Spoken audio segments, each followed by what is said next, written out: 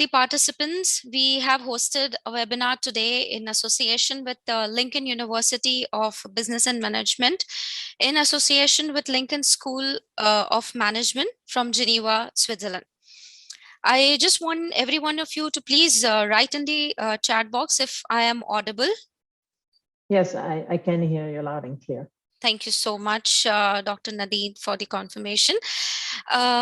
I again wanted everyone to please write in the chat box if you have got any queries, any concerns in regards to the webinar. And it's a humble request to every one of you to please mute your microphones and kindly switch off your videos for, it's going to be a very interactive session for all of you. And I want you all to participate in the session and give your, full attention towards the webinar. Again, a very warm welcome to all the participants from different parts of the world. This is Madiha Septen with you. I am the admissions manager at Lincoln University of Business and Management. Lincoln University of Business and Management has hosted many webinars and e-conferences. Now, let me just take you to Lincoln University, what we are. Lincoln University, the sole idea governing the origination of Lincoln University is to empower working professionals with continuous education that they would be able to implement immediately and in the future. The team from different departments and different industries joined hands with the academians and founded Lincoln University in April 2014. It has learned and evolved with many partners to provide quality program and customized for the working professionals.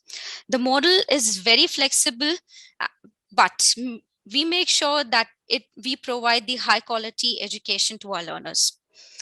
Right now, due to pandemic, people have, a lot of complaint about attending the universities on site. So we have a blended delivery model with the combination of pre-learning, recorded sessions, smart interactive platforms, and workshops and conferences. We have impeccable smart student services, research-focused learning, academic quality assurance department, services to the community. And as mentioned earlier, we have hosted many successful webinars and e-conferences. With the thirst of, continue its leading position in education fraternity, we continue looking forward into the future building blocks of change and shaping future leaders. Today, LUBM is proud to introduce one of the finest fundamental topic in the world, which happens to be artificial intelligence. Now, what is artificial intelligence? How to get hold on the concept of artificial intelligence? How artificial intelligence is evolved around us? What are companies which are doing remarkable job in the field of artificial intelligence? We have Ms. Nadine to help us and introduce the program Artificial Intelligence to us. We are extremely proud to have her with us as a speaker. She has done her Master's of Engineering in Machine Learning and Signal Processing from American University of Beirut. She holds PhD. Her qualification does not end here. She actually continued to get a PhD from, again, American University of Beirut in Machine Learning and Biomedical Engineering. She has a vast 10 years of experience as a speaker, and she is well versed in artificial intelligence. Right now, she's serving as a data lead specialist and scientist in Crayon MEA. I just give it or hand it over to Ms. Nadine for, to share her experience as well as give us the insight and a deep knowledge about artificial intelligence. Thank you very much, Ms. Madiha. So just before I start sharing my slides and get into the nitty-gritty of AI, so my name is Nadine. I am, in a nutshell, a data scientist. Though I have done in my life multiple roles in both in academia as well as in industry, I have worn many hats throughout my 10 years plus career in artificial intelligence. And when I started in the field was pretty much a newborn baby. which I have loved ever since I've started in. So what I do today in my current role at Crayon is basically lead the data and artificial intelligence practice across the Middle East and Africa territory. Basically, we are one of the largest IT solution providers globally. And what I do is basically every day help my customers, my partners, the people that I work with understand how to use AI, how to employ AI, what solutions are out there, how to get started on their journey, how to really drive value for businesses and for people from artificial intelligence. And today's presentation will be focused around three key things. So I'm just going to start by sharing my screen, right? And please do let me know when you can see my screen and if my screen is visible. And I'm basically just going to go briefly over what is it that we're going to cover before we start digging in. So I've entitled today's presentation as Demystifying AI. And the reason why I did this is because I think there has been a big hype around AI in the past few years. It has grown to become the most demanded technology on the planet. We've seen a lot of businesses, industries, even universities start programs on artificial intelligence, trying to basically prepare the generation of the future to the new world that is coming after AI becomes democratized. So, and I've basically centered around three things. One being impact. So we really want to understand how AI is changing our lives. Two, being technology, because we need to understand how this technology works to be able to use it and employ it. And the third aspect is obviously business. So as AI starts transforming jobs, transforming human interactions, changing businesses, we need to understand as the future business leaders and as future workforce, how this will impact us, how businesses should react today and tomorrow to the ever-changing world of technology.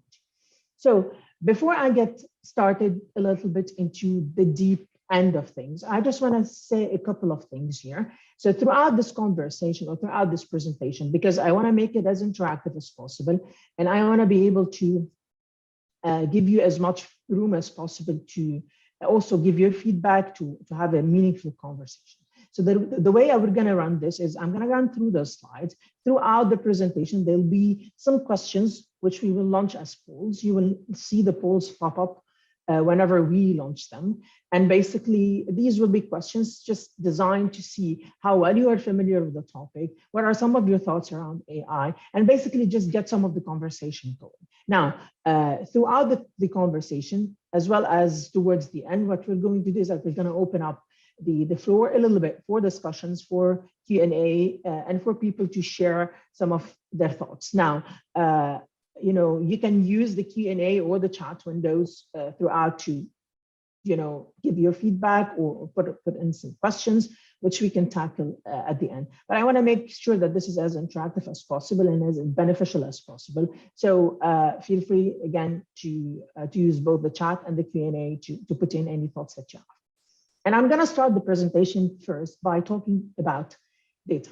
Now, I'm not sure how familiar everybody is with data and with AI, but there's a deep coupling between data and AI. And before we start talking about AI, I thought that it was extremely important to actually talk about data.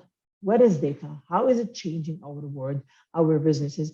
And what does it mean for technologies like artificial intelligence? So, I just wanted to ask you guys, everybody, or you please put on the chat or on the Q&A, what are your thoughts about data? So we all know we're seeing ever increasing amounts of data coming in. There are ever increasing ways to capture data, to measure data, all of this. So let me just start by a quick question here. How many of you know on average what is the number of Google searches that are done daily? Or what is the number of WhatsApp messages that are exchanged daily on a global basis? Or as an average internet user, how much data do you generate on a daily basis? Now, I'm going to give you a second to think about this. And in a few moments, I will basically answer all of these questions, but I'm just going to give you a few seconds to think about it. Do you think it's in the millions or in the billions or even less or even more? Where do you think we are as far as data is concerned. So, all right, I can see a lot of answers here, more than 2 billion, billion plus. What do you think? Okay, so thank you very much, everybody. A lot of data, obviously a lot of data. Okay, so in a nutshell. Miss Nadine? Yes. I'm sorry to intervene and cut you here. It's just a request if you can just speak a little louder. There are participants who are not able to speak you properly. To hear me properly. Is this Yeah. better? Yeah, a little. Okay. Okay. All right. Thank you. Is this better? Yes, it is better. Okay. All right. So just to answer, these are some of the figures that we are looking at as in terms of data. So every day there are about 3.5 billion Google searches done. We exchange around 65 billion messages over WhatsApp. And an average internet user generates around 1.7 megabyte per second. Just give it a second to basically sink in, to let it sink in, and to let it understand, or to let it basically, for you to digest what does it mean when we talk about 1.7 megabyte per second. So when you are scrolling through your social media, when you are basically doing your daily work, you generate around 1.7 megabyte every second. So now, okay, I think that I'm not sure if my voice is well, so I'm just going to try to change a little bit my settings, see if that makes it any better. Okay, does this make my voice better? Yes, this is okay, better than before. Okay, great. Thank you, Dr. Nadine. No problem. Okay, so as we collect all of this data, now the question is, what do I do with this data, right? So without insights, this data is basically just numbers that are being thrown out. So every single business that is out there is looking to answer some key questions around the data that is being generated. So, and then typically when we start by generating insights, we start by asking even more and more complex questions around the data that we generate. And this is basically how every single business, every single basically organization in the world looks at data and tries to generate insights from data. So we all start by what we call descriptive analytics, right? Or hindsight. Basically, an event has happened. Let's say if I'm a factory, I have a failure on one of my machines, right? I want to basically see that this has happened. Now that I know an event has happened, I want to be able to see or to understand or to answer the question of why did it happen? What has caused, let's say, my financial market to crash, or my real estate market to go up by 20%, or any of these questions. Now that I have answered these questions, I want to go even more deeper and ask an even more complicated question, which is, when will it happen? Can I predict when will it happen? So I know that, for example, the COVID crisis has caused, let's say, the financial market to crash, has caused, for example, the real estate market to go down, has caused the entire economy to go down. Now, it's not always due to some unknown events like COVID or surprises like COVID. Sometimes there are other factors. Now, the question would be, when will it happen next? And even more, what will cause it? What actions can I take to either prevent it from happening or to make it happen or to improve my reaction to it? And then even further, going to the last, basically, stage of insights, which is basically, how do I proceed? In a sense that, how can I make my system or my data or my artificial intelligence basically smart enough that it is capable to make its own decisions to basically predict these events before they happen, to take actions before they happen, and to make sure that I'm consistently delivering the right level of performance that I need without human interaction. That is basically the aim of each and every single artificial intelligence system that we put into the market today. Now, what's after that? What will be next? Next would be human intelligence. And I want to be very clear here. I want to, ladies and gentlemen, just for you to understand that our baseline, or not the baseline, our aim, basically, when we talk about artificial intelligence, is human intelligence. So there are a lot of hype around, can we do better than humans? Will robots take the place of humans? Are we in a fight against these robots, which will take over our lives? And I'm going to touch base on that topic in details at a later stage of the presentation. But I want you to remember that eventually the smartest machine is the human brain. And this is our inspiration on a daily basis when we are training and developing AI systems. Now, there's a lot of jargon around AI, and we hear machine learning, and we hear deep learning, and we hear a lot more, words and jargon that is out there. So just for you to get a picture of what is AI, what is ML, what is deep learning, all of these things before we go into the details of it. So deep learning is basically a technology. It's a way to learn a certain type of algorithm, which is nothing but a subset of machine learning, right? Now, machine learning is basically just a technique or a building block of artificial intelligence that we use to achieve artificial intelligence. And basically, artificial intelligence is basically the ability of machines to actually perform certain tasks as well as the human being perform without explicit programming. This is basically the strictest sense in the definition aspect of it. Now that we've clarified some of these terminologies before we go forward, next, I want to just basically talk a little bit about the history of AI.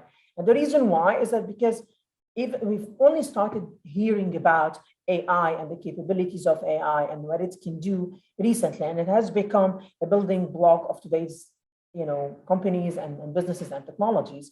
But actually, it's not that new of a term. So let's talk a little bit about when did AI start, how did it evolve, and what are some of the key moments in the history of AI. So what I'm going to do next is that I'm going to basically ask our moderator to basically launch the first poll, which will basically answer this question. So the question is, when did AI start? So did it start really back in the days in the 1950s? Did it start later in the 2000s when the roaring 20s happened, when the rise of the internet happened? Or is it really recent because we really didn't have computers to do ML before then? So please, ladies and gentlemen, take a moment to launch this, to answer this poll and to give us your thoughts, just to see what your thoughts are on this.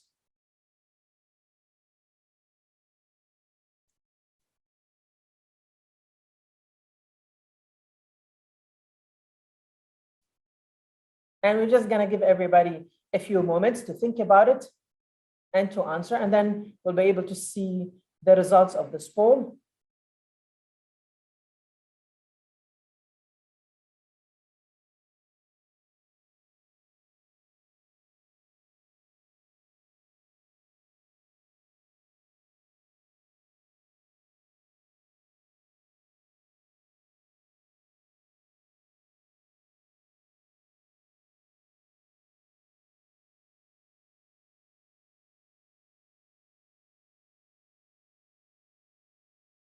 All right, can we close the poll and see the results, please? Yes, we will close the poll. We have got many answers, Dr. Nadine. People have said 1950. So most of the people, they have replied 1950 since it's quite old and we just have recently started hearing about it. And we have 40% of the answers about 2000 and only 12% have replied that it is 2010. Right. So, I mean, I hope that you guys can see the poll results. So basically, yes, actually, most of you have done it right. And yes, the correct answer is actually in the 1950s.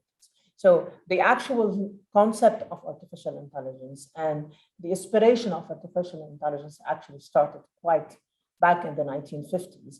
And, it has started by what is called the Turing Test. Now, those of you who know Alan Turing, probably have heard of the Turing test, but for those who haven't, basically Alan Turing is one of the founding fathers of modern, what is known as artificial intelligence today, and basically developed a simple test to test how well machines compare to human beings and how, basically well an artificial intelligence system, performs. And the test is quite simple. Basically, if you give the same task to a human and to a machine, and you have an observer, a blind observer, who's basically not able to see the output is coming from where, and in artificial intelligence is basically a system that is capable to performing a task as well as the human being, in a sense that this observer will not be able to know which is the output coming from the machine and which is the output that is coming from the actual human. So this is basically how the concept of artificial intelligence started. And it has been founded actually in 1956, to be accurate, at Dartmouth College in 1956, where basically the founders organized this summer research on artificial intelligence, basically where they wanted to build systems that are capable of doing some analytic reasoning, solving some math problems, solving some other cognitive issues. Now, fast forward a couple of decades later, in 1997, this is when, I'm pretty sure most of you have heard of it, IBMDP has beat the world champion in chess, Garry Kasparov. And this back in the days has created quite a noise around machines, because a lot of the people out there, including Garry Kasparov himself, believe that basically the machine was cheating, or basically that was a human that was feeding the machine the answers or the moves of the chess game. Now, it wasn't until IBM actually later on published the algorithm as an open source to actually demonstrate that it was a machine that beat Garry Kasparov and not an actual human being.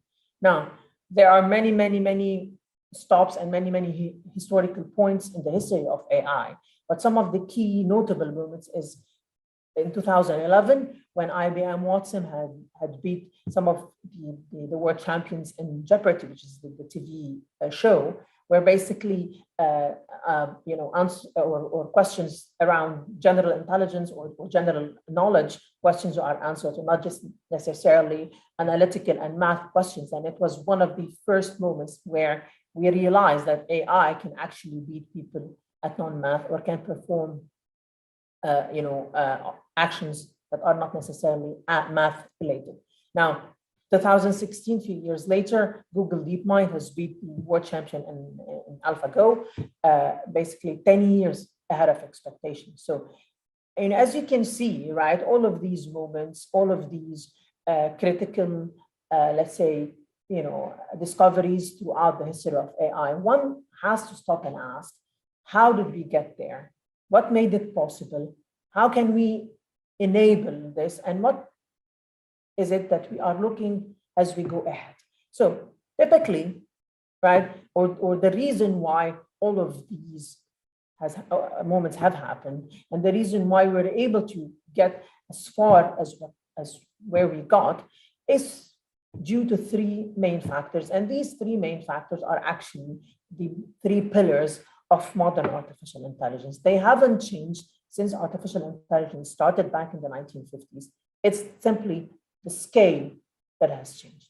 One aspect is being data. We've talked about data when we started in the presentation. We've talked about how much data we're generating on a daily basis. I mean, billions of Google searches every day, billions of WhatsApp messages every day, exabytes of data every day that are being generated at the global scale.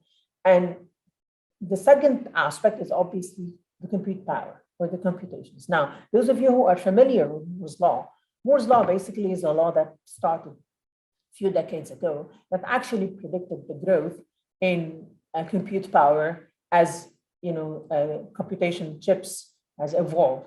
And basically the gist of it is that we double the compute power every year and a half. So if today I have a computer that is capable of processing a certain amount of data in that period of time, in a small period of time.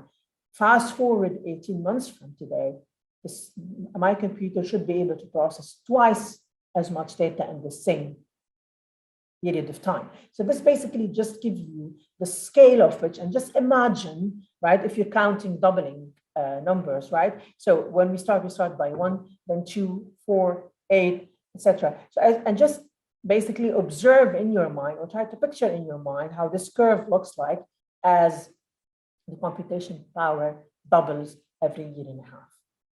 Now, we're going to see some numbers around this just to put it into scale and into perspective. Now, the third aspect is obviously algorithms.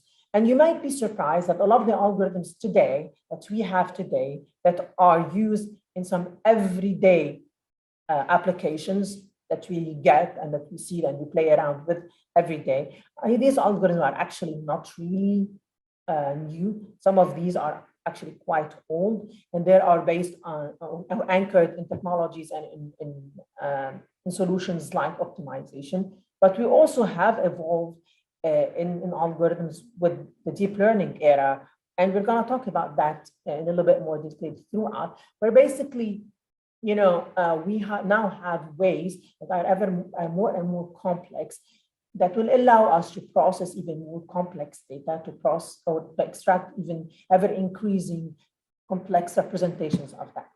Now, I'm just gonna basically, give you some idea about how much data is being generated and the growth of data that we are observing, and how did this affect where we are today. So, those of you who know the exabyte scale, the exabyte scale is 10 to the power 18 bytes, right? So we all know kilobytes, megabytes, gigabytes, etc. Now, an exabyte is basically 10 to the power 18 bytes. So it's 10 followed, or it actually has 18 zeros in it. Just imagine how big that number is. Now, a little bit of scale, right?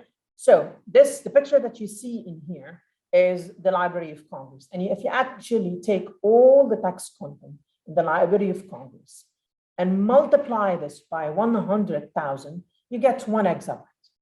This is how big the exabyte is. Now, how much traffic is being generated globally on a daily basis? Any guess? 2.5 exabytes. So the daily internet traffic in 2020 was basically 2.5 exabytes. So every day we are generating that scale of data. Now, obviously, there's no shortage of data out there. It's out there. The only thing that we need is basically ways to understand and process that data. Now, let's talk about processing power and compute power, right? So, anybody knows what this computer did? This is basically the IBM system with 360 model 75. I know it doesn't mean much to any one of you, but does anybody have an idea of when was this computer used? If anybody knows, please put it in the chat.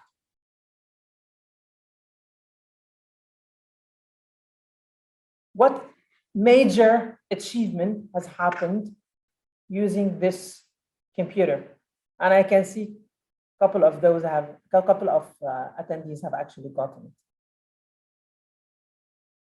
All right, so this computer, ladies and gentlemen, was the computer that took Neil Armstrong to the moon. And this computer had a program size of 6 megabytes. What is the average size of a picture that you take on your phone today? It's at least 10 times more. So with 10% of a high resolution picture that we take today, we were able to get Neil Armstrong to the moon. Now, just imagine as the compute power grows even more and more, and as we get more and more complex systems using quantum computing, just imagine where we will be able to get. And those of you who understand or who have heard of quantum computing, basically it's an entire new way of processing data and of processing numbers. It's basically capable of doing multiple things at the same time that traditional computing will not be able to do. So this will basically blow everything out of scale. Just imagine the capabilities of systems when we're able to actually implement this at scale in day-to-day applications. So now that we've gotten an idea about some of the factors, what is AI, we're going to just dig a little bit deeper into the technical details of AI, what components are there, how does it happen, etc. So before I do this, there has been a lot of ethical talks around AI, a lot of concerns about the capabilities of it, whether it's going to take over our lives. So what I would like to do is that I would like to launch a second poll where I would like just to get an idea of where everybody stands with respect or with regards to the AI technology. Are you an optimist? Do you think that it can do and it will do almost everything, whether it's really going to change our lives for the better, or whether robots will take our lives and that we should be taking steps towards stopping AI? Or do you think that it's somewhere in the middle and it's complicated and we need to keep on evolving, but we need to keep an eye on things? So I'm just going to ask our moderator to just launch the second poll, because I would like to see where you guys stand on this. All right, we should be able to see the results of the poll soon. So Ms. Madiha, may you please close the poll? Yes. All right, interesting. I really didn't expect that, but I can see that a big part of the audience actually think that AI is really the greatest invention and that are optimistic about it. So it's interesting to see the dichotomy about this, because very few actually think that robots will take our lives, but there's a good chunk of people who actually think that it's complicated. So they are aware of the implications. They are aware that you might need to be a little bit more careful. And we're going to open the floor later on towards that discussion, because I think this is an important discussion for us to have. But I am going to basically move on a little bit more into the technical details, because I think just wanted to get the audience a little bit of an idea of, when we talk about AI, what are some of the terms that we employ? What does it actually mean, in reality? So when we talk about AI, there are three types of AI that we talk about. Talk about first what we call artificial narrow intelligence. Now, all of these systems that you've seen, be it Deep Blue or AlphaGo or Google DeepMind, or any of the systems that you use today in your daily life, are fall under the artificial narrow intelligence umbrella. Basically, this is a system that is specialized in one area. It might outperform humans in that area itself, but the important thing to note is that it does perform well or very well in just one area. Now, the aim of where we would like to get, and this might depend on where you stand, right? This might take another maybe decade or so, is artificial general intelligence. And this is basically, an artificial intelligence that is capable of performing as well as humans or outperforming humans in almost all areas. So this is basically a system that is capable to perform all of these abilities that you see today with human performance level. So this is basically a system that is capable to talk to you, to solve your problems, to give you recommendations, to optimize your time, to order your groceries, to do all of these things in one system. So it's important to understand when we talk about AGI that we're talking about one system that is capable of doing everything. And the news is that today we're not able to do that just yet. We might be close in certain areas, but we're not really able to achieve that. And we still probably have another decade to go. Now, we're going to talk about the dilemma of it later on, but we're not just there yet. Now, something that is even more advanced than artificial general intelligence would basically be artificial super intelligence. It's just something that basically outperforms humans in all tasks, that is capable of making its own decisions, of adapting itself without having human interaction. And this is something that will probably not happen anytime in the near future. Now, we've seen artificial intelligence, we've talked about it. Let's dig deeper into the machine learning aspect of it. I mean, we've talked about the concept, but let's see really what is it that we do when we talk about machine learning? What are some of the technicalities that we have to deal with? And basically, what is the cycle that we adopt when we're developing these models? So we talk about machine learning, right? And basically, the same way you would basically teach your own child to perform a certain act, right? Be it in repeating certain aspects of things, be it in supervising them, be it in giving them feedback. All of these ways that you basically teach your child to do something is basically, these are similar ways in which we apply in machine learning to allow our machines to perform certain tasks. Now, I'm gonna also ask our moderator to actually launch the next poll. So I just wanted to be able, I think I've answered this as well earlier in the presentation, but let's basically clarify our terminology and try to understand how does ML relate to AI. So what is machine learning? What is AI? Are they the same? Are we just using another fancy term? Or are we talking about, one aspect of AI, or are they completely unrelated? So Ms. Madiha, can you just launch the next poll and let's see how well the audience responds? Yes, sure.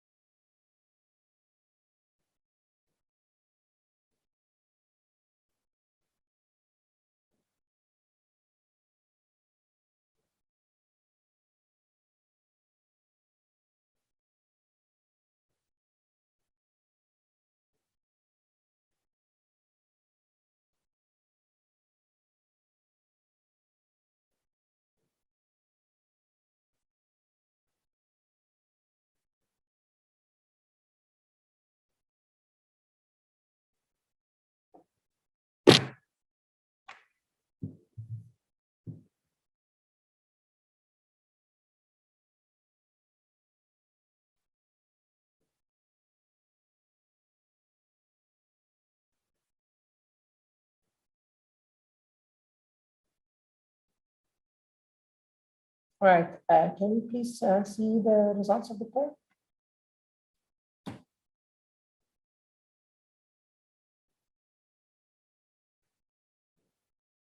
All right, so I guess the majority have gotten it right. So basically, ML is just a subset of artificial intelligence. It's basically a set of technologies that we use to achieve artificial intelligence. There are other ways which are less popular that we sometimes employ to actually, achieve artificial intelligence. And then even when we talk about machine learning, there are multiple types of machine learning and multiple ways we can actually train machines and train machine learning models. And if I were to basically, showcase it to you in a way that is simple for you to understand, is that if you imagine that you have a cake and you're carrying a cake, and basically the actual cake is unsupervised learning. The supervised learning would basically be the icing on the cake, and then the carry would be reinforcement learning. And just to give you a little bit more context, typically when we employ supervised learning, we basically have a data that is labeled, which means, let me give you an example, right? If I'm trying to classify images of dogs versus cats, for example, I basically have a bunch of images of cats and a bunch of images of dogs, and these are tagged basically or labeled. So this is the image of a dog, this is the image of a cat, and I feed these images to my machine learning models along with a label that comes to it. And this is typically something that is nice to have, right? And that is not necessarily something that we always have the luxury of using, which is why basically I've compared it to, or actually Jan I've compared it to the icing, because this is basically like a added gift to have those labels, because most of the time what we have is a bunch of data that is unlabeled. It could be numbers, it could be text, it could be images, it could be all sorts of data that we deal with, but we rarely have these tags or these labels that come with the data. So most of the time, what we do is that we're just trying to discover patterns and just trying to discover things in data that is basically unlabeled, trying to make sense, to do predictions, to extract certain trends, and do some certain inferences from basically just a bunch of either numbers, text, images, etc., so on and so forth. Now, reinforcement learning basically is actually quite close with how we humans learn, and it's based on the simple concept of reward and punishment. Now, a lot of time when your own child makes a mistake or does something that they should not have done, you basically, punish them in a sense, right? Now, your kid does something good or does something very well, you actually give them a reward. So this is because simply as humans, this is how our neurological systems and our neural substrate, this is how they respond. It's basically a mechanism that is controlled in our own brains by chemicals and neuroreceptors and neurotransmitters that are basically being flown around. And this is basically how we learn as humans. This is the most advanced and most intricate of learning systems. Now, in technology, we don't always have the luxury of being able to build such complex systems, which is, why this would be the carry, because eventually this is what would allow us to move forward. This is what would allow us to basically really achieve artificial intelligence, because this would be the closest to modeling how we humans learn certain tasks. Now, a lot of times we get questions from, data scientists, from future leaders, from different type of people that ask basically, how do I know which type of machine learning should I use? Now, there is no straight answer. There are some recommendations that we do. Now, typically, for example, in supervised learning, we do either classification, where basically we're classifying a certain input into a set of defined class, or we're doing what we call the regression, which is basically more predicting things and more like time series analytics and things like that. Now, the unsupervised learnings, we're basically doing what you call clustering. Basically, we're just trying to find, different, points in this population that are sort of similar, but because we don't have a label, we really can't do classification in a sense, right? Or sometimes we're doing dimensionality reduction in the sense that we're trying to basically reduce a very complex set of data into an easier and more elaborate representation.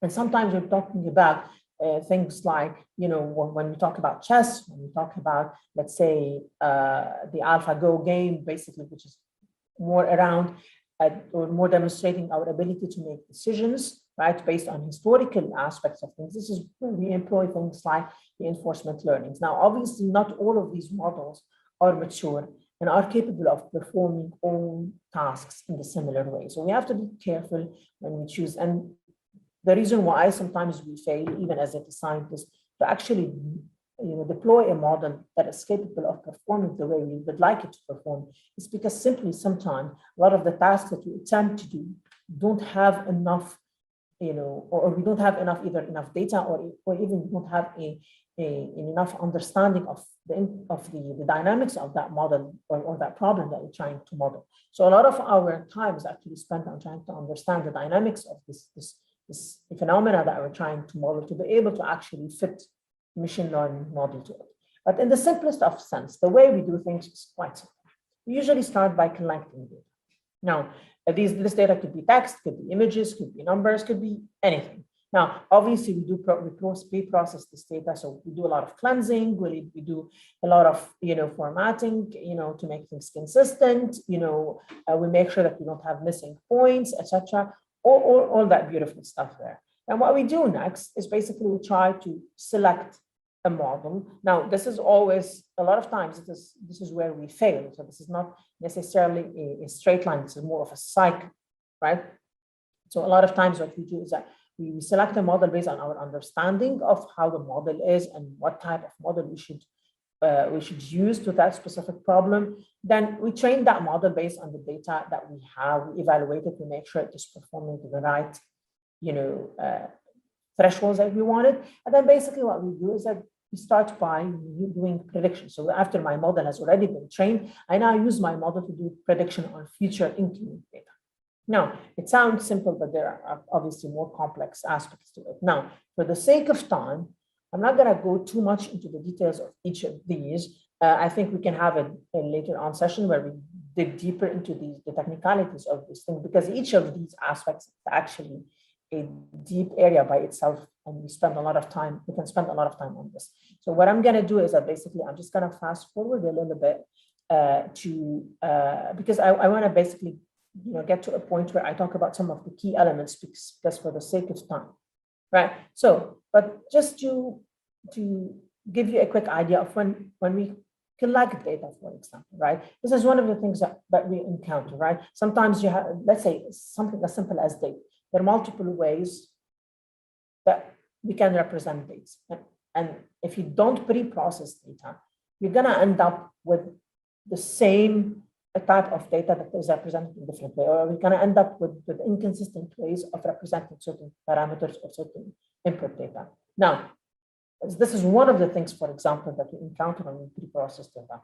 Other things that we do is basically, the quantity of the data, the reduction, right? A lot of times, we think that the more data that we have, the better our models will perform. But that's not always the case, because sometimes more is not necessarily better. So the key here is that when you're trying to add data, you need to add data in a way that ensures that your sample is representative of the population that you're trying to model. So we need to make sure that we, for example, are not oversampling a certain case, that we're not basically invoking our own biases into the data that we collect. And this is another problem by itself. And there are courses out there just focus on data collection and data reduction by itself. So it's a really a lengthy topic. I don't want to dig too much into details. Obviously, there are many pitfalls which sometimes we need to look for, and we need to make sure that we don't fall into these pitfalls. But the golden rule has always been something that a lot of people do not pay attention to, is garbage in, garbage out, in a sense that if your data, no matter how complex your model is, you can have the most intricate and advanced of algorithms and of models. If the data that you feed it is not clean, if the data that you feed it is not has not the right elements to it, then you're gonna end up with a really, really bad performance. So data really is the fuel. I mean, if you're just trying to think of a rocket, data is basically the fuel of it. So, and basically the actual, rocket itself is basically the model. So, but the rocket cannot fly without the actual data that being lit, right? And then basically you can think of the compute power as basically the thing that lights that fuel for the rocket to take off. And all of these elements are necessary to have the right performance. Now, sometimes we know, even if you have the right data, we fall into pitfalls, or we fall into issues when we're trying to train a model, right? So what does it mean for us to train a model? What is it that we take into account when we're training a model? Obviously, some people think that it's something as simple as just feeding data into the model. Actually, it's a little bit more complicated than that. So because we need to set up what we call validation, and in the sense that we need to understand what are the metrics that I'm looking at in terms of performance, and how am I evaluating my model. There are a lot of parameters. Sometimes we deal with tens of thousands, if not hundreds of thousands of parameters that you have to tweak, and it's not always straightforward to tweak these models. And then we fit the model in the sense that we fit, so we basically try to optimize, and usually it's not one model, usually it's a bunch of models.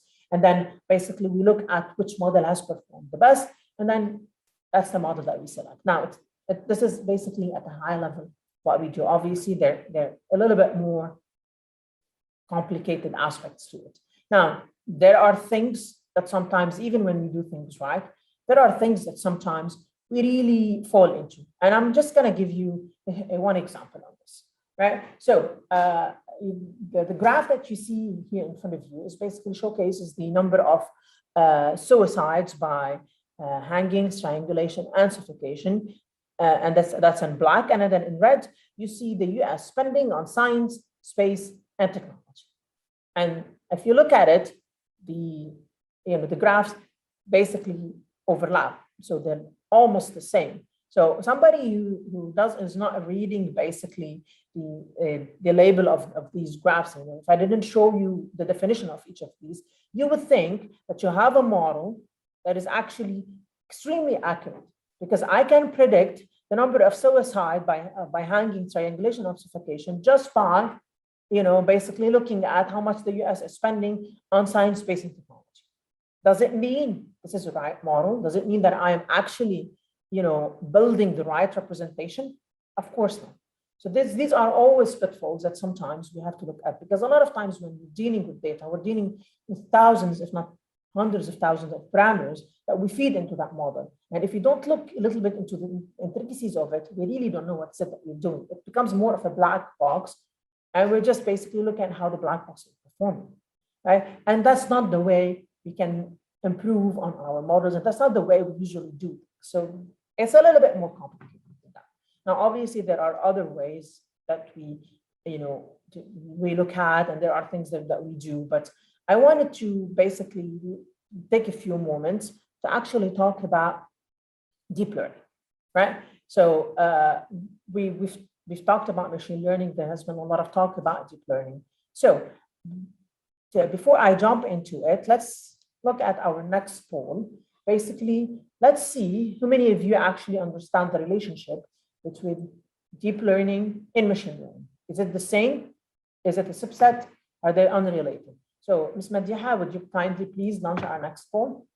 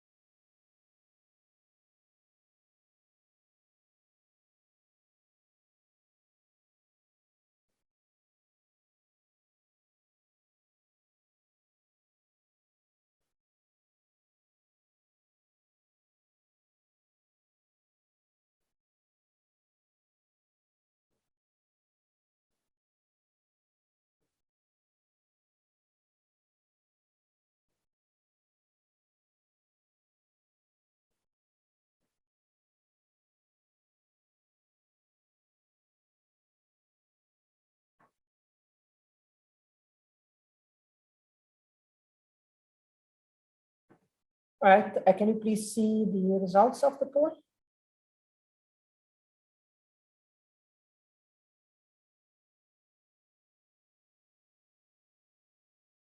All right, so again, most of you have gotten it. And so thank you all for, I can see that most of you are actually still alive with me. That's good to know. All right, so, all right, now that we've talked about deep learning, what is it that it does? Why is it that we use deep learning? How does it really work? So what I wanted to do is wanted to show you a quick video, basically just to explain a little bit what does machine learning, or what does deep learning do, and why is it important? I'm not sure if you're able to hear the music in there. Okay, so I might have to just basically share again so that I can enable the computer audio. So just give me a moment. I'm just going to stop sharing for a second and share back again, just so that you can hear the audio.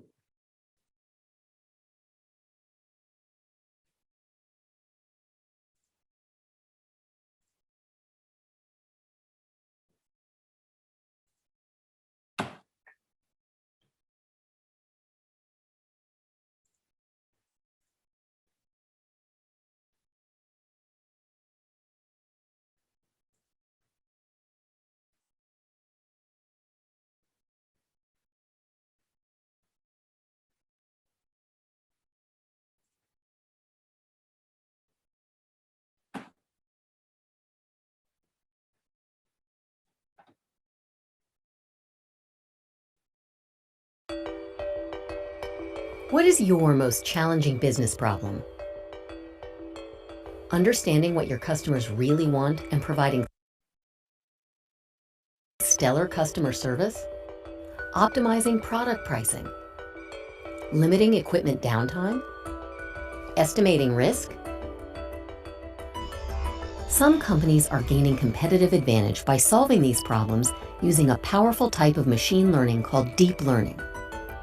Deep learning can turn the massive data sets that organizations already possess into valuable, actionable insights. Deep learning technology can achieve this because it's based on the neural structure of the human brain, where a complex web of billions of neurons send electrical signals to each other to help us process the data around us almost instantly. So how are organizations using deep learning?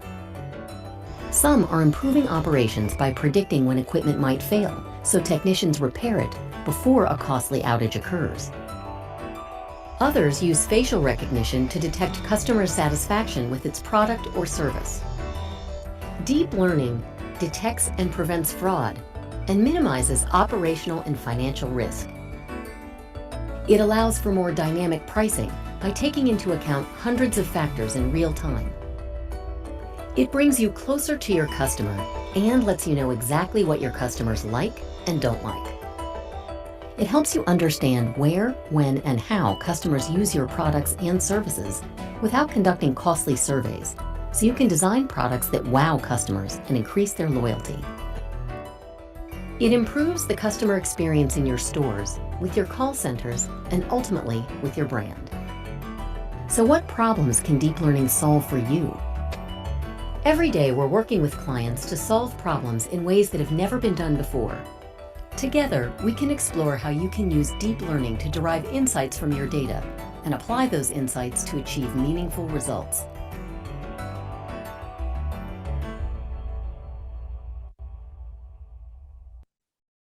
Right. So basically, this is just to give you a little understanding of what AI or what actually deep learning does and some of the things that deep learning can do. And then a lot of the times I'm asked the question is that why is it that I have to use deep learning and what sort of problems can deep learning solve? So I'm just showing you here some images here. So on the left-hand side, you can actually see a combination of images of a Labradoodle and some from fried chicken.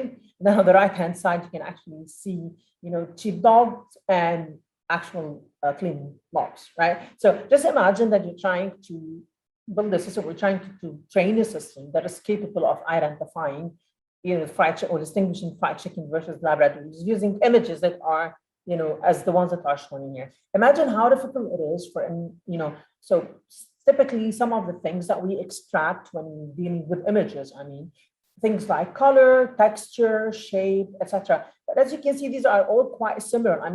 How can you distinguish a color of a Labradoodle versus a mop when with images like this? They're actually almost the same identical color. Now, as humans, right, we're clearly capable of distinguishing these because the way we process information and the way we actually make representations of the things that we perceive are not only just based on simple things like shape, color, image, edges, etc.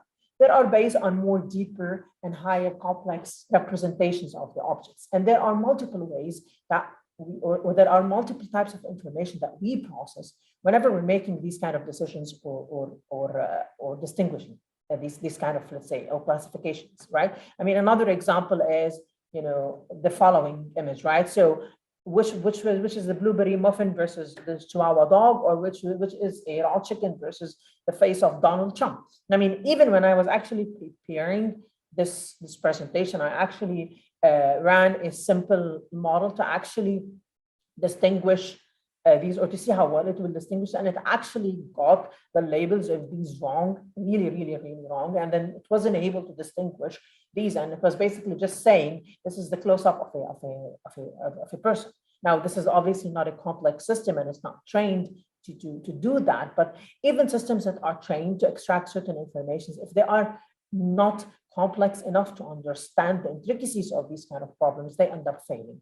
So these are some of the reasons why we employ techniques such as deep learning, because these are techniques that are capable to solve even higher and more complex types of problems. Now, I'm just gonna basically talk a little bit about what is deep learning in a technical sense. What is it that we do when we do deep learning? What are some of the things that are involved? Now, as you've seen in the video, right? As humans, we have neurons in the brain, right? These neurons are connected through synapses, and there are electrical signals that flow by. And basically, the intensity of these electrical signals is basically what we refer to as the strength of this connection, and basically it basically controls the way current is flowing through in this network of neurons, and then different representations or different types of processing or different types of tasks that we perform will basically lighten up different synapses and different pathways within our neural network in the brain. So this is basically in a nutshell how the brain operates. Now, with deep neural networks, what we have done in technology is quite similar. So what we have, as you can see in the picture, is a bunch of what we call neurons that are actually called neurons. And then these neurons are connected together through a number of connections. And then basically what it boils down to is learning the weights or learning the intensity of these connections, because this is how we represent things in the human brain. So if you're trying to replicate that in an actual artificial neural network, we might be able to actually replicate the way as humans we represent things in our brain. Now, what does it mean effectively? It means that we have a bunch of inputs. We have a bunch of hidden layers. Now, I mean, in deep neural network, typically we have like 5+ layers, right? These are called deep networks, which is where the term deep learning has emerged, because basically they're so deep, in depth. Now, obviously, I mean, if I were to give you a simpler example, or like just for you to understand a little bit better, right? In a simple artificial what you call shallow neural network, that has one hidden layer. We call this a hidden layer because it's a middle. So what we feed it inputs, right? It has a hidden layer, and then what you observe is basically the output. So typically, the way we train these networks is simple, right? We start by random weights, right? So these connections that you see here, like between the neurons, they have certain weights, right? And we usually start by just random numbers because we don't know really where we start, right? So we start by random numbers. What we do is that we have it in a set, right? And then we have basically we have basically a bunch of data set which has a bunch of inputs here, so 3, so which is why here we have 3 inputs in here, and then 1 output, which would basically be the class, right? And ideally, if I feed this input to this neural network, the connections here and the weight of this connection should be such in a way that the output that I will observe here should be 0. Now for this one, it should be 1, for that one, it should be 0, so on and so forth. So this is how ideally the neural network should be. Now, effectively, we start by presenting one training pattern to this neural network. We feed it through to get the output, right? And then once we get the output, we observe how this output compares to the desired output. Now, obviously, this is not the same as the one, so it's giving me an output of 0.8. Actually, I want an output of 0. So which means I have a certain error. What I do is that I basically keep on adjusting the weights based on the error, and I repeat and repeat and repeat and repeat until I get a minimum. So this is in a nutshell what we do. Now, obviously, we usually have data sets that have hundreds of thousands of inputs, right? And we have networks which are even more and more complex and even more and more intricate. And then the training can go on and on and on and on. So just imagine you have, instead of having this simple neural network that you're trying to train here, you're having something as intricate as this. How do you train this? Now, we're not going to go into the details of it because that is a separate topic. But basically, what I want to basically say as a message here is that it's actually not that simple. It's actually a little bit more intricate. There are so many problems that we face when we're trying to train these kind of networks. But the reason why they work so much and the reason why they're able of solving complex problems is because they have such a complex, intricate structure that allows us to basically train them to hold and to store certain representations that Simple shallow neural networks or other types of machine learning algorithms are simply not capable of performing. So I'm going to close this part of the presentation because I want to move forward into more practical things where I want to talk a little bit how AI is seen around us. What are some of the things that we observe on a day-to-day basis? What are some of the things that companies are doing? Things like that, just to give a better flavor for you tomorrow, for you, leaders of tomorrow, and for you who are in business today. What is it that AI is doing for us? So, I don't know if you guys can probably use the chat, and why don't you basically try to use the chat to basically, give us some thoughts or some examples that you think about AI that we use today, every day around us, that sometimes we don't even notice.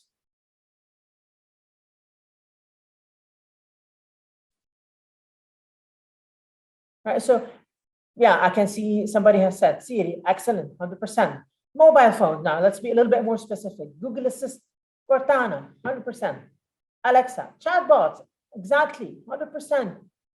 Google Maps, very good. So I guess, we're seeing this happening a lot. So yes, in a nutshell, all of these and even more are there. So there are many, many, many, many ways or many, many applications for AI around us that we use on a daily basis. I mean, these are some of the examples that, you might encounter. This is, for example, a snapshot of my spam email where, that this is actually quite recent, actually. These are some of the spam emails that they don't come to my inbox. Why?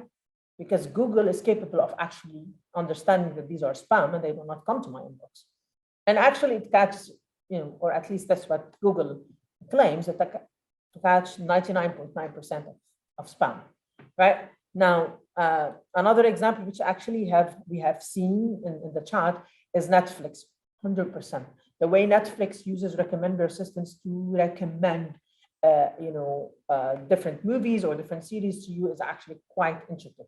And this is one of the most challenging problems that we have in businesses today and in different types of industries. How do I understand consumer behavior? How do I understand the likes and dislikes of a certain person? How can I, basically mine all of the information from all of this data and the interaction that this user is giving me to basically start by understanding better what is it that they like, what it is that drives them, and how can I basically make more money out of them, basically, in a nutshell. Now, there are other very, very interesting examples out there in different types of industries. I mean, this is a use case which has made quite some headlines. A 19-year-old kid that has made a free chatbot lawyer that basically appeals parking tickets. And so far it has appealed, I think this is as of last year, so this might be even more today. It has appealed $3 million in parking tickets. And this is made by a 19-year-old kid. Now, another example is Freenome, which is basically a startup that is completely focused on detecting cancer. And they're using AI and artificial and deep learning to basically understand how the different genomics and a different encoding of DNA can perhaps predict cancer, right? And this has been set up by a 20-year-old kid. And recently, they landed a $65 million investment by Google Ventures. So today, no matter what industry you are in, no matter what type of business you are in, what kind of domain you like to be in, the role that you are employing today, no matter where you are, AI is going to be a part of your life, whether we like it or not. It's going to be changing our lives. It's going to be changing businesses. It's going to be changing the way we interact with machines. It's going to be changing basically everything around us. And today, the question is no longer, whether AI is gonna change us or whether the robot's gonna take over. That's not the question. Today, the question is, what is it that we are doing as humans to prepare humanity, to prepare ourselves, to prepare businesses, to prepare global economies for the impact that AI will bring on our lives, on our economies, on our businesses, on the future generations that are coming. And I mean, if those of you who are students and are looking at starting your university degrees, I mean, this is for you something to consider, because you guys are digital natives. You are born into this era. I wasn't. And yet I have adapted so much that today this is my daily bread and butter. So you have a golden opportunity because you are born into an era where so much is out there and there is so much for you to offer for you, and there is so much potential out there. You only have to grasp that opportunity. So for those of you who are thinking about your futures, for those of you who are embarking on your studies, try to think about how all of this is going to affect your careers, your futures, and how, no matter which business you are in or which type of studies you want to go in or of domain you want to go in, try to see how all of this technology that is out there is going to affect you, and start by making your decisions accordingly. I mean, there are so many examples. I don't want to spend too much time on it. I mean, one of the examples is basically Uber, which uses AI to optimize the routes. I mean, and there's so many companies out there that are doing so many beautiful things. I mean, I'm just going to show you a couple of these things because they're really, really, really quite interesting. I mean, this is basically a chatbot that basically completely changes the game for banks, because today you no longer need to go physically to the bank to apply for a loan. You can just do it through your app. And imagine how this changes things. I mean, this is a very, very interesting application. Actually, it has been introduced not just on HSBC, but it also has been introduced in some branches of Emirates MBD here. So if you walk into some of these branches of Emirates MBD, you can actually see this very cute robot that actually greets you and does handle some hosting duties. I mean, it's really interesting how these things are just getting integrated every day with our lives, with our businesses. So I'm just gonna, should I be afraid of you? Show you a little bit. Have you seen This my video Instagram? is really cute. I'm just plain cute. You already know about digital assistants like Siri and Alexa, but the next step are a bunch of robots designed to help you out. One of the most recognizable is Pepper, which comes from SoftBank Robotics. Pepper has been out for a few years, and it recently gained the ability to have conversations with people. Hi, Pepper. Hey, Thanks for joining us. it's my pleasure to help. Tell me about yourself. My name is Pepper. I'm a humanoid robot and I'm 1.20 meters tall. I was born at SoftBank Robotics. You can keep on asking me questions if you want. Why do they call you Pepper? Pepper is an easy name to remember. It also translates well into other languages. How old are you? I'm a little over 4 years old since when I was born in Paris. You come from Paris? I'm originally from Paris. Ah, Paris. Do you have any feelings? I don't understand. How about a taco? Pepper is far from perfect. All right, so I'm not gonna continue on this, but basically this is just to give you some ideas of how really you can see AI is happening in more closer to you applications. I mean, these are some examples that also we see. I mean, today, with a selfie, you can open a bank account. So you don't really need to submit papers anymore. I mean, there's so many examples out there, and I don't want to spend too much time on it. What I'm going to do next, I'm just gonna jump into the last section of the presentation to talk a little bit about the future of AI. Now, AI is there to stay. It's gonna transform businesses. It's gonna transform our lives. We've done it, we've heard it, we've been there, done that, got the t-shirt. Now, how do we prepare for the future? What is the future gonna look like with an AI that is trillions of times smarter than us?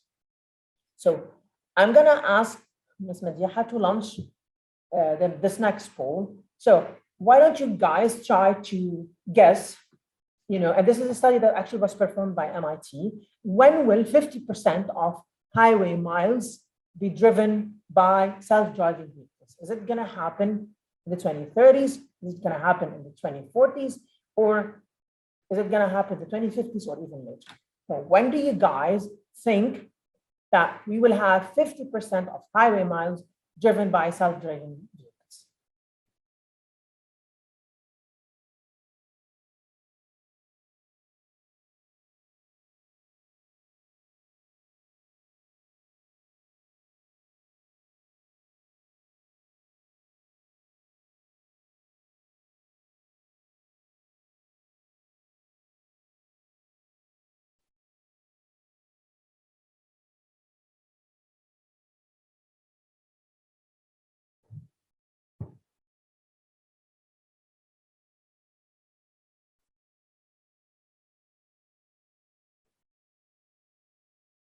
And I can see some people actually, in the chat saying that has already started. Yes, it has already started. The question is when we will have globally, half of the highway miles to be driven by self-driving cars.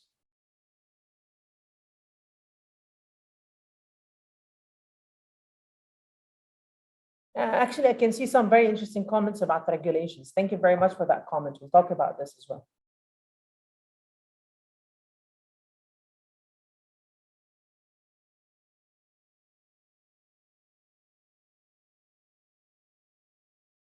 All right, can you please see the poll answer, the poll results, please? All right, so 54% of you actually thought that we're almost there. And then around 39% think that it's gonna be more around the 2040s. Now, please do not jump on me if you don't like the answer. This is, again, a study that was performed by MIT, so I do not claim responsibility for this answer. It might or might not happen, but the prediction is that this will happen in 2030, actually. So, I mean, just imagine how impactful this will be on our lives.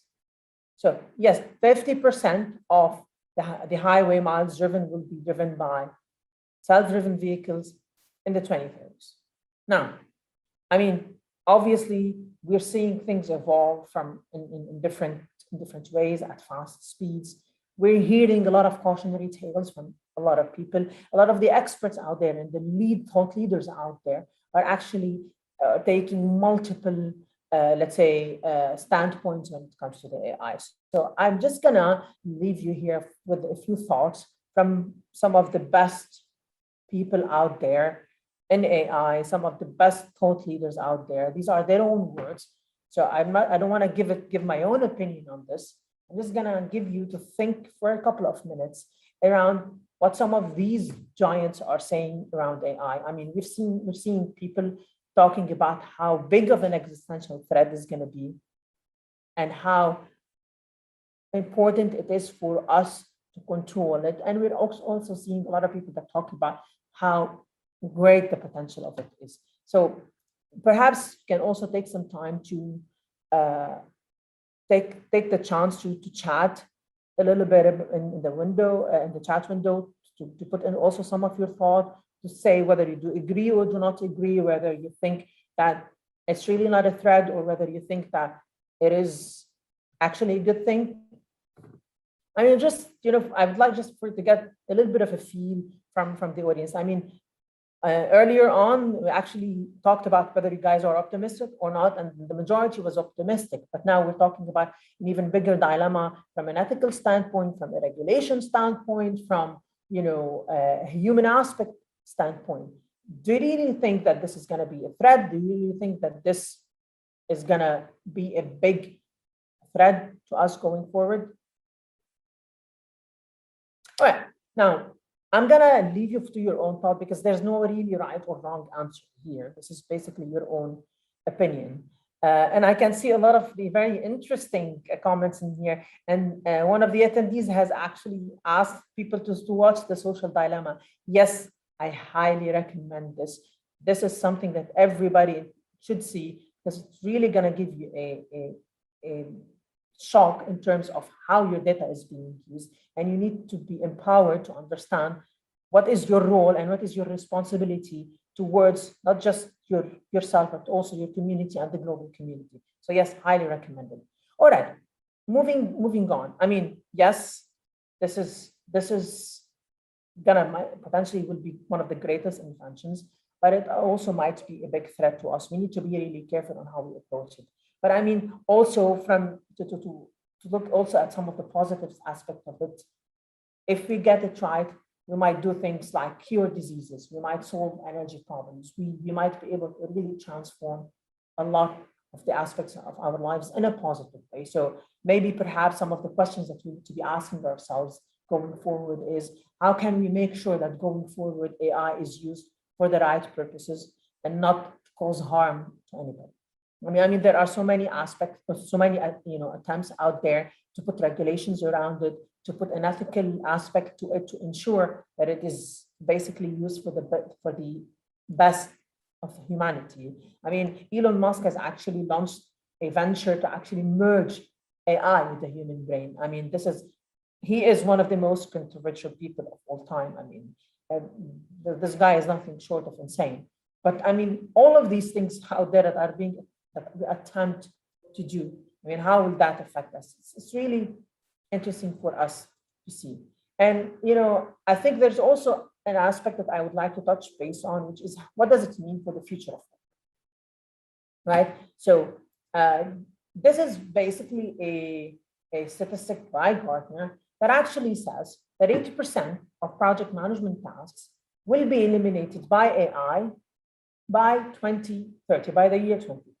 So given some of this thought that we have in here, I mean, let's think about how this impacts the future of work. And for that, I'm going to ask Ms. Madiha to launch, I think this probably will be our last poll, but basically, just to get your feel around this, when do you think that the average factory will have less than 20 human workers? When will this happen? Is it going to happen in 2020, 2030, or even later? Again, this is a study by MIT. So again, I do not claim responsibility for the results.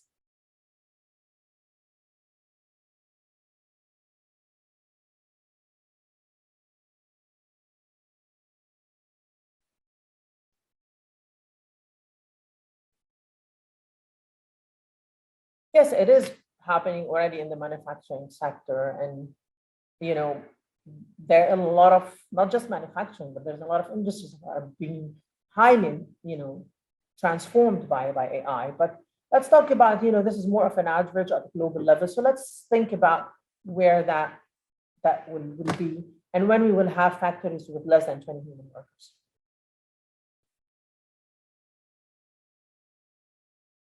And then I'll just give it a few seconds and then we will close the poll and see where your voting is.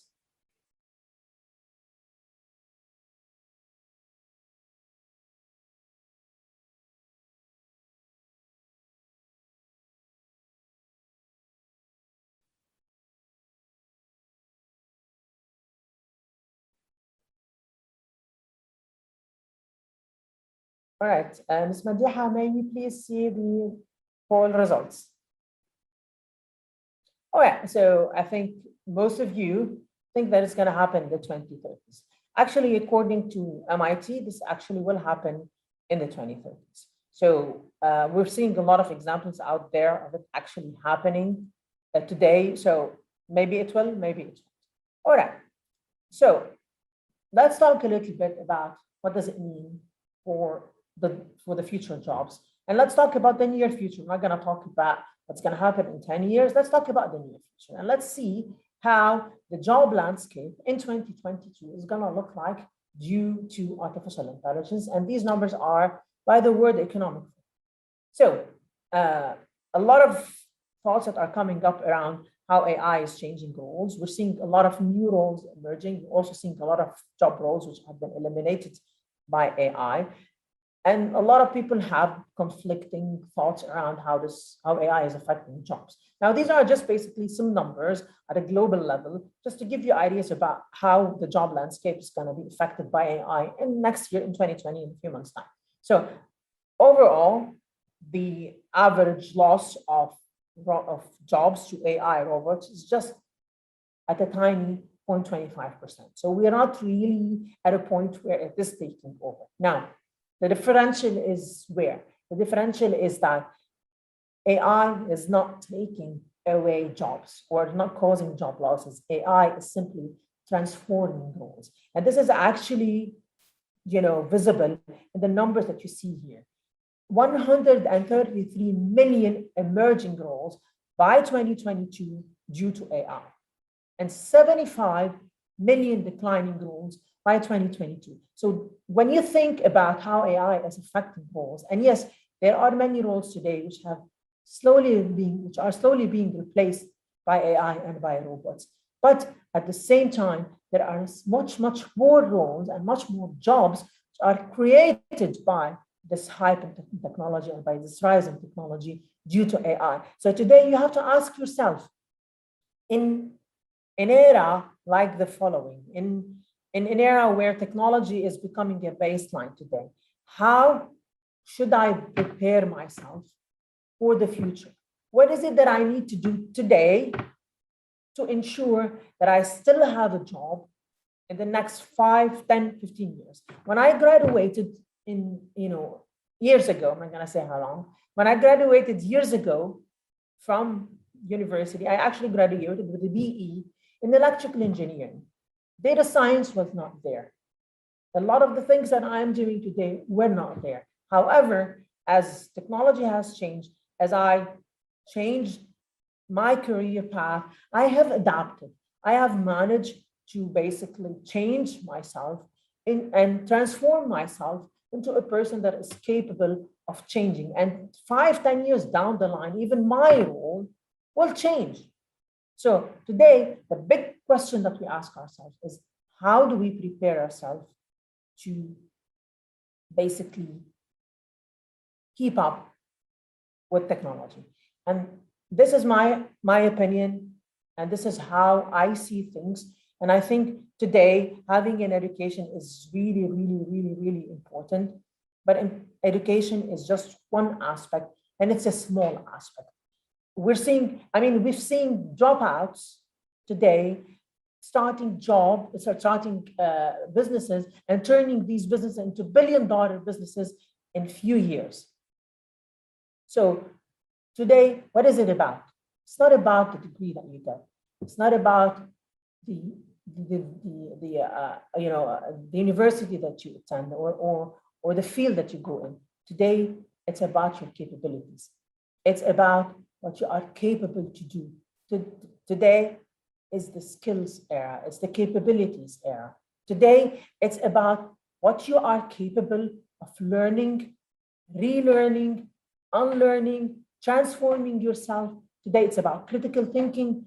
Today, it's about problem solving. Today, it's about being able to transform yourself each and every day. So this is what I'm gonna leave you with. I think I have just a few more slides, if you guys allow me. My apologies if I ran a little bit late. I hope I did not bore you. So, but basically, what I would like to leave you with is just a few thoughts for you to think about your future, right?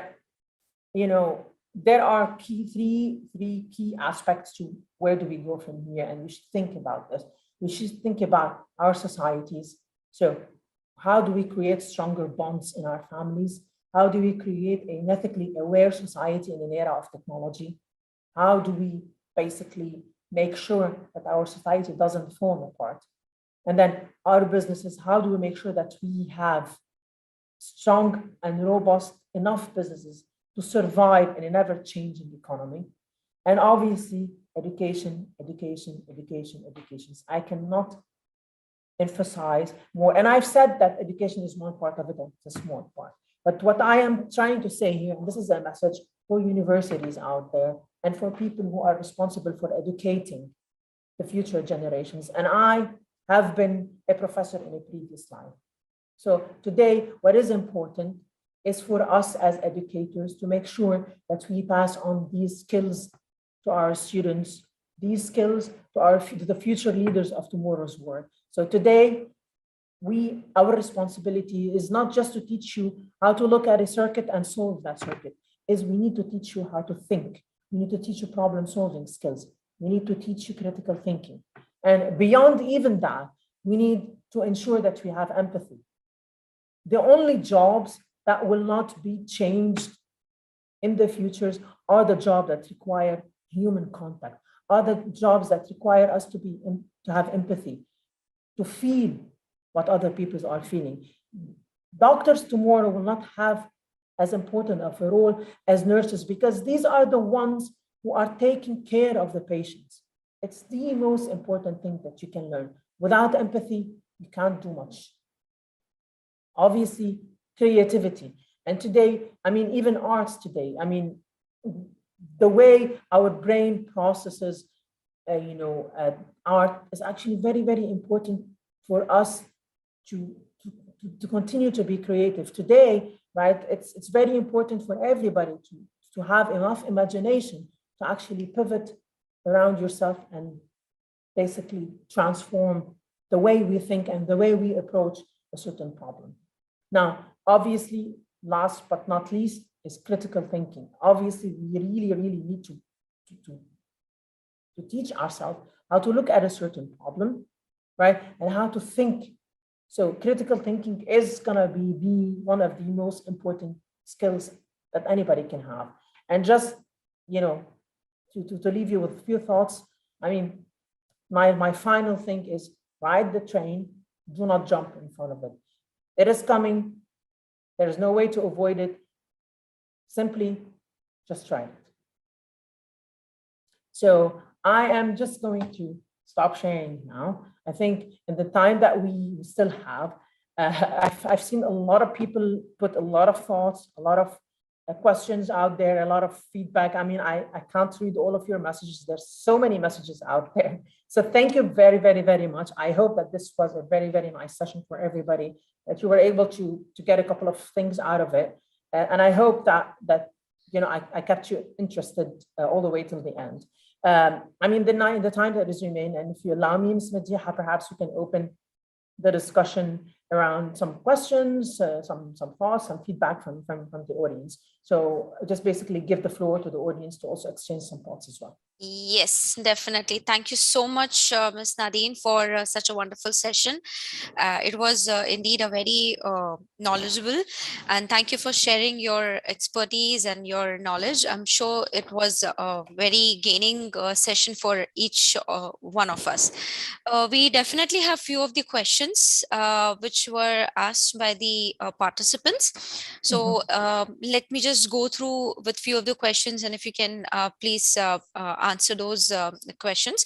So I start with the first question is, if human intelligence, HI, is a crucial thing to get to answer, then what are the key drivers for AI, which is artificial intelligence? Is it just to enable HI become better given the volume of data to crunch? Absolutely. So the difference between, or the key difference between human intelligence and artificial intelligence is basically the capabilities of crunching numbers, right? So computers are very good at crunching numbers. They don't do that much. Now, the way we humans are constructed and the way human intelligence actually, operates is around extracting complex representations. So the crucial thing really for human intelligence to actually evolve is basically, to really, for us to start by answering the more advanced cognitive questions, which I think AI today, even in the next few years, might not be able to answer. So the shift that will happen is that the really lower kind of tasks will become, the mainstream AI sort of solutions, and then the more higher order cognitive functions will continue to be performed by human intelligence. We are extremely good at actually drawing conclusions. We are extremely good at actually solving problems. We're extremely good of actually making multiple connections between different types of between different types of inputs that we see. The way we process information around us that's coming from different types of sources is actually something that machines not be able to do anytime in the near future. So this is where we need to focus and drive our human intelligence, and then we keep basically the lower order tasks to AI. Okay, thank you. Our next question is, could you please provide some use case of AI in banking and financial industry other than chatbot? And what changes do you see in banking and financial industry in next 5 years? Oh my God, I mean, financial industry is all over. I mean, we're seeing things like anti-fraud, we're seeing things like optimizing customer interactions. I mean, today, let me give you a simpler example, right? So today, if you are at a bank and you have if you have some customers and you have a customer, for example, that has a lot of capabilities, right, in terms of monetary value, but this customer is not able to basically, or is not open to buying loans, or is not open to actually taking a credit card. So these are some of the people that you need to crack. So just imagine if you have a system that is intelligent enough to actually understand the behavior of this person and to actually start opening these persons to using your services. I mean, even things in let's say in fraud detection, even things in KYC. So these are all things today which AI are overtaking. So the banking has so many applications other than chatbots.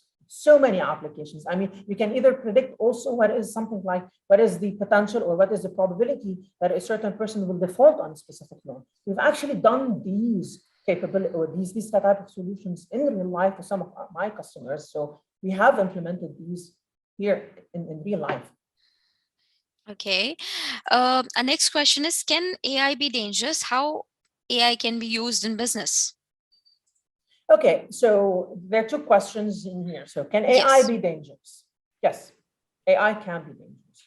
And the reason why is that because AI doesn't have the capabilities of distinguishing or the type of action it is actually recommending, whether this is an action that will cause harm or not.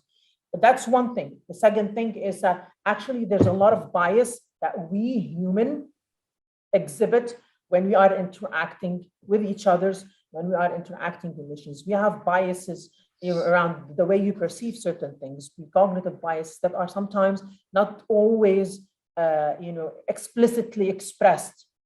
And our internal biases can a lot of time affect the way we think. And if I have a system which is basically trying to replicate that behavior, right, I might end up in a situation where, yes, my AI can actually pick up on these biases, can pick up on some of these nefarious tendencies that certain people might have, and yeah, it can have dangerous impact. I mean, how can AI be used in businesses? I mean, we've seen it, right? Right. Every single business today is using AI. Right, correct. The next question is robotics and AI are the same? No, actually, and the short answer is no, right? So robotics are basically could use artificial intelligence, but not every artificial intelligence or not every robotic system has an artificial intelligence component to it. So when we talk about robotics, or sometimes we talk about robotic RPA, which is robotic processing. Sorry, throw blank in here. So robots basically sometimes just automate. Yeah. So robots sometimes are used just to automate certain things, right? And not all the time we need AI to automate things. Now, yes, AI primarily does a lot of automation, but it's not always the case. It's not one-to-one relationship. Thank you, Ms. Nadine. We have got many other questions, but I believe we are just done with the session. I just wanted to thank all the participants who have joined the session, and it was indeed a very knowledgeable one for all of us. I request all the participants to please subscribe our social media platforms, YouTube channel and Facebook page. And it is everyone has asked a question how to claim certificate. So please click on the link to claim your certificate. The details will be fetched there, and please try to give the accurate details so that the certificate will be delivered according to the information.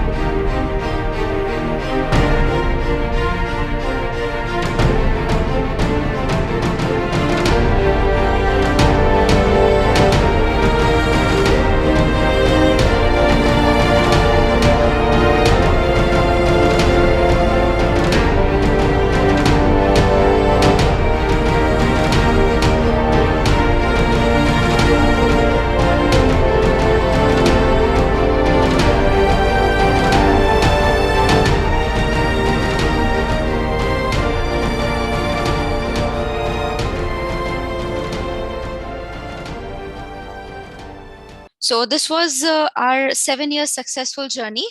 Lincoln University of Business and Management started its association with Geneva Business School back in 2014, and afterwards, we tied our knot with York St John University of the West of Scotland, and we have got different diploma programs from Qualify, OTHM, and Pearson.